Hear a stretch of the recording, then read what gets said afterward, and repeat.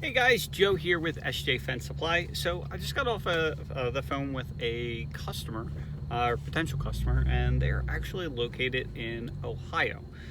So the reason why they end up calling is because of this YouTube that I made.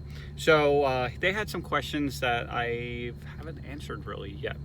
So number one question, they were concerned about the wind. We've had several installs, so we had the installation side company as well, so we've been installing for 7 years at this point and put in a few thousand fences, and we've never had a fence that broke because of wind. Now we're not dealing with hurricanes or anything like that, but we've probably had at this point 50 or 60 mile an hour winds and no issues. One of the number one questions that we get all the time is like, is there any inserts within the post? And the answer for that is no. The post is hollow. People think that it's weak and it's going to fall apart, but that's simply not the case. What a lot of people to think about is, unlike a wood fence that's very rigid, there is some flex into the vinyl, which is a good thing. So when you have the wind and storms and things like that, it's going to sway back and forth a little bit. Not so much as the base, as long as the company that you'll hire does it correctly. This is cargo. But what you'll end up having is it'll sway a little bit, not at the base again, but it's not going to cause any issues. What some people will ask us to do is put, there is an option where you can basically put an aluminum insert inside the post. That's the only thing that's going to fit in there. It's basically like an I-beam. Some people ask us to put, wood inside the post, but one, you can't, one, it's a waste of time, and two, you can't even fit anything in there for the most part, because basically the posts are 5 inches on the outside. On the inside is probably like, just say 4 3/4, and then the rails, they slide in about 1.5 inches on each side, so you really only have about 2 inches of like play inside, so you literally could fit like a 2x4 in there, which obviously that's not going to do anything, right? So you could put this aluminum insert inside of there. It does make it more structurally sound, but again, it's not really needed. The only time that we use these inserts is really for the gate post, because they hold the weight of the gate, and vinyl, because of the flex, it's eventually, the gate's going to make the fence sag a little bit. So that's why we use the aluminum inserts in there. If you were going to add these in there, I would suggest doing it on the ends, and then maybe every 2 to 3 posts. So do the first post, skip the second, maybe do the third or fourth, and then do the same process. It is going to add a decent amount to the cost of the installation.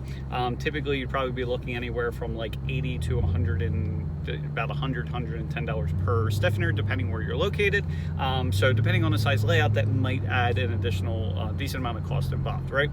The next question that we get quite a bit is about the cold. So is it basically going to handle the harsh winters? Now with him in Ohio, it's definitely worse weather than we get in South Jersey, but same thing, you're not going to have an issue. The only thing is, like, as it gets really cold, it's the the vinyl really can't take any hits. So if your kids are normally hitting like soccer balls and baseballs and stuff like that, and it's okay during the summer, like, you're probably not gonna, like, you don't want to do that in the wintertime, because as it gets cold, not that it makes it brittle, but it makes it easier to like snap, right? But again, it's not an issue longevity wise, but if your kids are like all-star soccer players, things of that nature, and they're really nailing the ball, then you probably don't want them to do that in the wintertime. Okay. Next question is about weed eaters, okay, or weed whackers, whatever you want to call them. That was a concern of his.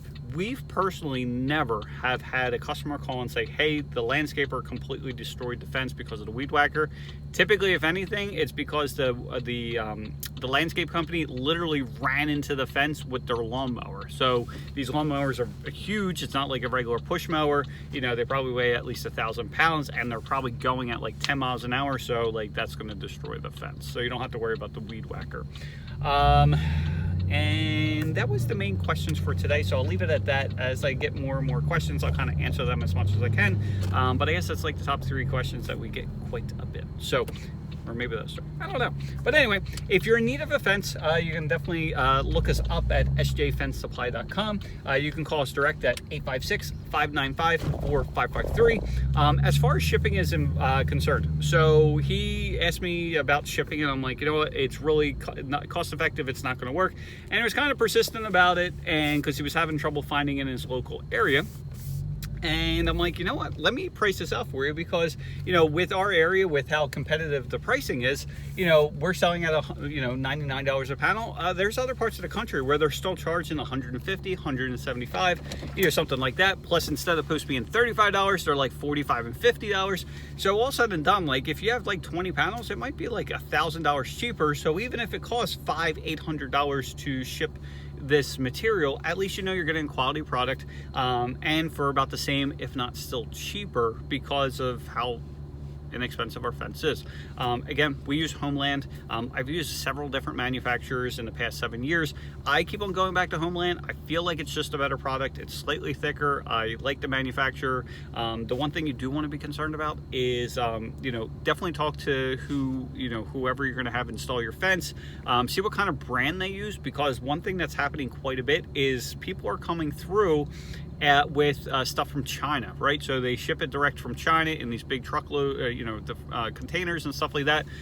It's a really good price point. Like, it's, you know, on my side, it's like, oh, it's really tempting because we can make a hell of a lot more money. But like most things from China, it's not as good as American made. I've personally heard of vinyl fences from China that have started to fade and turn yellow within like 2 years. And what's happening is the fences have to get replaced, because if they're turning yellow, what that means is there's not enough titanium dioxide, which is the same stuff that it's, you know, very white substance. It's the same stuff that they put in like sunscreen and stuff like that, that protects the fence against the UV rays. Well, if it's turning yellow, then it's not being protected. So then that means it's starting to become brittle. So kind of going back to the whole winter, you know, if it's turning yellow and then you get these heavy windstorms and stuff like in the wintertime, that's where you will start seeing stuff break. So I'm not going to go any further than that, but if you need any help, sjfencesupply.com, or again, 856-595-4553. On the website, there is an easy to use tool. You basically, it's a GPS tool. It will tell you how many panels, posts, gates, like all that kind of stuff. It'll tell you what the materials cost. If you're from outside the area, it always charges $160, but that's only for like the South Jersey area.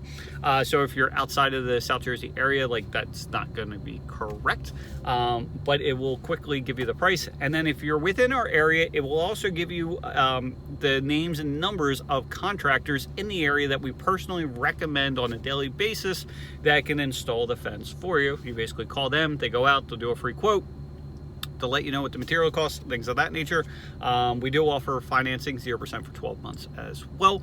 Just on the materials, you do want to pay that thing off before the 12 months, because they will hit you with like 29% interest. So that will not be enjoyable, right? So get that paid off. There's a lot of people financing at this point, and what they're doing is basically getting the fence they need now and then using the financing, so that way when income tax comes, then they basically pay out the fence after that. So it's a good option. So anyway, hope you guys have an awesome day, and talk to you soon. Bye.